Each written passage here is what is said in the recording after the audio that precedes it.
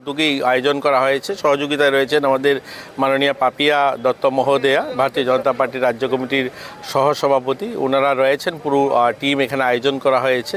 তো আজকে final match শুরু হবে এবং আমরা অত্যন্ত খুশি যে গোটা রাজ্যে এই ধরনের অনেকগুলো মাঠে, যে মাঠগুলো একসময় শূন্য ছিল, এই মাঠগুলোতে কিন্তু এখন ক্রিকেট, ফুটবল, হকি বিভিন্ন খেলা আয়োজন করা হচ্ছে। এতে করে প্রমাণ করে যে নেশামুক্ত শুধু স্লোগান নয়, আজ কিন্তু ছেলেমেয়েরা মাঠমুখী হয়েছে এবং প্রতিভাবান খেলোয়াড়রাও আইডেন্টিফাই হচ্ছে এবং বড় বড় টুর্নামেন্টের আয়োজন করা হচ্ছে। আমরা দীর্ঘ বছর পর কৈলাসহরে পদ্মজন করছি। আমরা আগরতলাতে প্রথমবারের মতো স্টেট গেম 2026 এই 22 তারিখে শুরু হবে।